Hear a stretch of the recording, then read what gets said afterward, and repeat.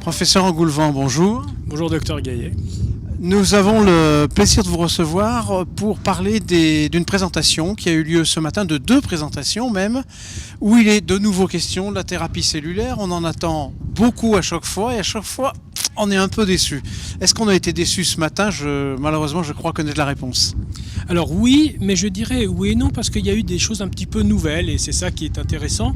Je dirais que ce qui est intéressant, c'est que les chairman de la session ont fait exactement la même remarque que vous. Ils ont dit la thérapie cellulaire, ça fait 10 ans, ça fait 15 ans qu'on nous explique que c'est safe, donc bonne safety, et feasible, on peut le faire, magnifique, mais qu'on attend toujours d'avoir les résultats chez les patients insuffisants cardiaques, alors même que dans d'autres domaines comme en pharmacologie, on a eu très récemment encore des résultats tout à fait intéressants. Alors là, il y a eu deux études et c'est intéressant, c'est de les mettre en perspective.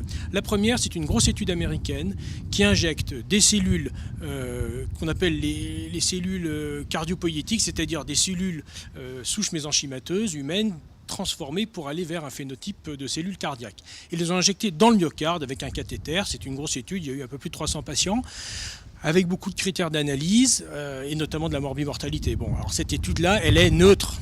Elle est neutre, aucun effet de la thérapie cellulaire, qui était d'ailleurs comparé à pas de thérapie cellulaire du tout, ce qui a été un petit peu discuté. Bon, mais elle montre un peu la même chose que d'habitude. Alors après, quand on gratte, le sous-groupe des patients qui avaient un cœur... Excusez-moi, la même chose que d'habitude, c'est quoi en gros? C'est-à-dire que le résultat est neutre et qu'on va essayer de trouver des petits signaux faibles. Donc le petit signal faible, c'est que les patients qui ont un cœur très dilaté, qui ont moins de points d'injection, peut-être que ça marche, mais il faudrait refaire une étude chez ceux-là, et je dirais que le serpent se mord un peu la queue, malheureusement là-dessus. Par contre, ce qui était intéressant, c'est l'étude qui était présentée juste après. Donc la première étude dont je parlais d'ailleurs, c'est l'étude Chart 1. L'étude présentée juste après, c'est une étude de phase 2 qui a dit que, puisque les cellules souches mésenchymateuses notamment avaient montré dans des modèles animaux, c'est d'ailleurs des travaux qu'on avait fait en France, qu'elles sécrétaient des facteurs protecteurs pour le cœur, pourquoi pas les utiliser cette fois-ci comme médicament et non pas pour régénérer le cœur. Et donc là, sur 23 patients, ces petits, ils ont fait une étude en crossover où ils ont injecté les mésenchymateuses dans le sang périphérique en intraveineux, alors 1,5 million de cellules par kilo, et ils suivaient les patients pendant 3 mois, et puis au bout de 3 mois, les patients qui étaient dans un groupe placebo passaient dans le groupe actif et vice-versa. Et là, alors c'est pareil, là c'est 23 patients, on est sur de la phase 2, c'est de la faisabilité, donc safe, oui, c'est safe, feasible, on peut le faire, et puis il y a des petits signaux encourageants sur le fait que utiliser justement ce rôle paracrine des cellules souches, mésenchymateuses en l'occurrence, pourrait être bénéfique chez les patients, à savoir dans cette étude, les cellules étaient allogéniques. C'est les cellules d'un patient qui ont été utilisées pour les 23 patients de l'étude. Un patient qui, lui, va très bien, naturellement. Et quand on dit en préventif, par rapport à quoi? Non, là, il s'agissait vraiment d'une étude qui était faite chez des gens qui avaient une fonction cardiaque altérée. C'était tous des insuffisants cardiaques sévères, non ischémiques en l'occurrence. Alors, petite astuce, ces cellules de la deuxième étude, elles avaient été, cultivées en milieu hypoxique pour qu'elles développent une défense à l'ischémie.